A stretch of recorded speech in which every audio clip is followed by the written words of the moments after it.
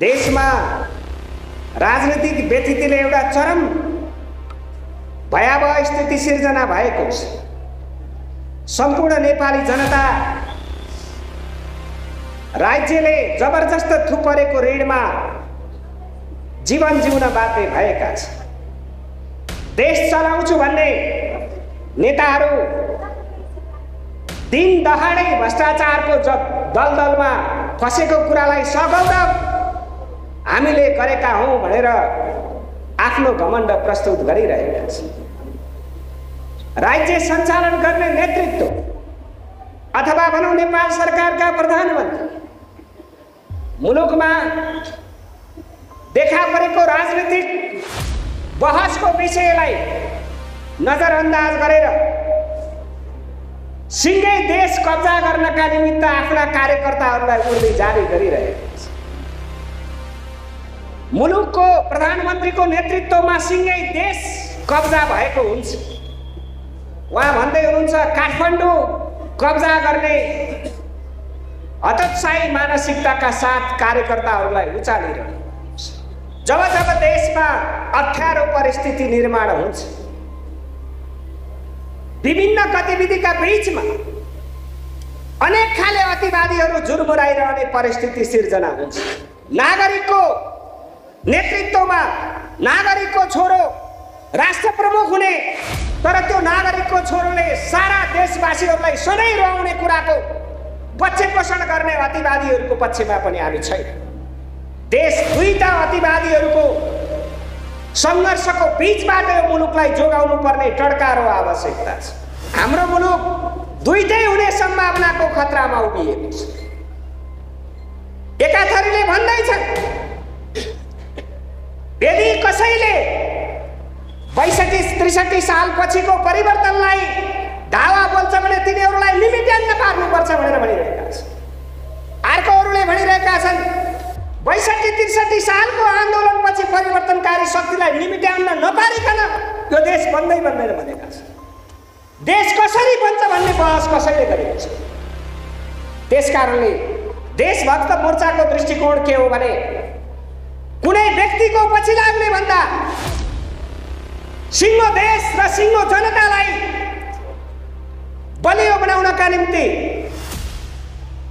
अन्तर्राष्ट्रिय क्षेत्रमा सशक्त बनाउनका निमित्त अब देशभक्तहरू एक ठाउँमा उभिने बेला आयो। दुईटा अतिवादीहरूलाई ठिक ठाउँमा ल्याउनका लागि देशभक्तहरूको भूमिका, महत्त्वपूर्ण जिम्मेवारी भूमिका निर्वाह गर्ने समय आयो। त्यसकारणले अब देशभक्तहरू चुप लाएर बस्ने परिस्थिति छैन। देश रुवान्डा भइसकेपछि रोएर केही हुँदैन। देश उत्तर कोरिया जस्तो हुने स्थितिमा रोएर केही हुँदैन।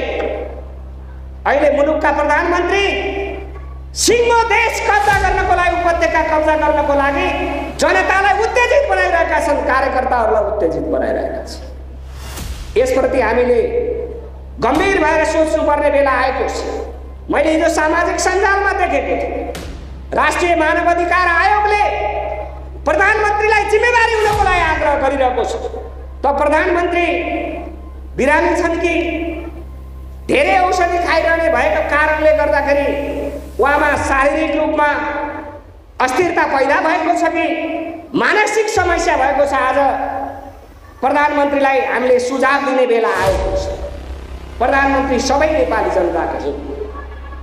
यो कुनै पार्टीका अमुक कार्यकर्ताको मात्रै होइन। नेपालको संविधानले नेपाली जनताको वाक स्वतन्त्रताको सुनिश्चित गरेको छ। नेपाली जनताको सार्वभौम सत्ताको सुनिश्चित गरेको छ। तर प्रधानमन्त्री त्यो अधिकारको वञ्चित गर्नका लागि आफ्नो कार्यकर्ताहरूलाई उत्तेजित बनाइरहेका छन्। यति बेला सम्पूर्ण देशभक्तहरू बहुतै संयमी भएर कसैको आग्रह पूर्वाग्रहमा लागेर होइन, देश र जनताको पक्षमा दृढतापूर्वक उभिने बेला आएको छ। त्यसकारणले यो देशभक्त मोर्चाको आवश्यकता महसुस गरी आजको यस कार्यक्रम प्रतिबद्धता र ऐक्यबद्धताको हामीले कुरा गरेका छौँ। मलाई दुःख लाग्छ रोस्टममा उभिने बित्तिकै कसैको नजरमा नराम्रो भइन्छ कि भन्ने चिन्ता बोक्नेहरूबाट हामी जहिले पनि सजग हुनुपर्छ। देशभक्त मोर्चा कुनै पनि आन्दोलनमा समायोजन हुने घोषणा गर्नको लागि यो कार्यक्रम आयोजना गरिएको होइन। यो भ्रममा हामी पर्न हुँदैन। यो दृष्टिकोण हामीले कुनै छलफलमा उठान गरेका थिएन। हामी दुईटा अतिवादीहरूलाई ठिक ठाउँमा ल्याउनको लागि मुलुकलाई राजनीतिक अस्थिरता, सामाजिक अस्थिरता, सांस्कृतिक अस्थिरताबाट मूल प्रवाहमा ल्याउनको लागि अब एउटा मध्यमार्गी बाटोबाट नयाँ मध्यमार्गी शक्ति निर्माण गर्ने अभियानमा लाग्नुपर्छ भन्न खोजिएको। स्वाभाविक रूपमा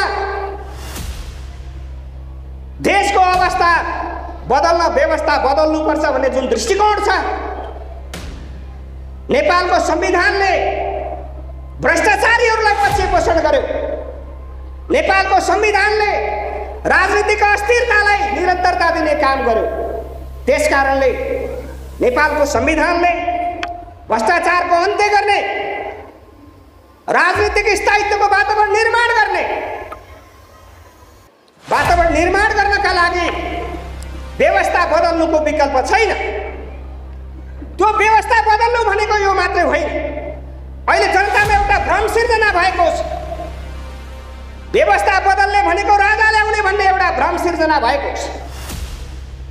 हाम्रो छिमेकी मुलुक भारत, संसारको शक्ति राष्ट्र अमेरिका, हाम्रो छिमेकी राष्ट्र चीन, हाम्रै नजिकको राष्ट्र उत्तर कोरिया यी गणतन्त्रात्मक राज्य हो। यिनमा सबै एउटै व्यवस्था छैन। त्यसकारणले राजा भएका थुप्रै मुलुकहरू छन्। संसारको सबैभन्दा सबल प्रजातन्त्रको जननी भन्ने आफूलाई बेलायत, Saudi Arabia, Malaysia, Japan, Netherland, Australia सबै ठाउँमा राजा छन्। सबै राजा भएका देशमा एउटै व्यवस्था छैन। त्यसकारणले यो संविधानले नेपाली जनता र नेपालको माटो सौँदै व्यवस्थाको सुनिश्चित गर्न सकेन। नेपाली जनताको भावना, नेपाली जनशक्तिको दृष्टिकोण र नेपाली राष्ट्रियता, अखण्डता र नेपाली जनताको सार्वभौम सत्ताको रक्षा गर्ने गरी मुलुकको संविधानलाई आमूल परिवर्तन गर्नुपर्छ, पुनर्लेखन गर्नुपर्छ। त्यसका निमित्त व्यवस्था बदल्नुको विकल्प छैन भन्न खोजिएको। त्यसकारणले यही दृष्टिकोणका साथ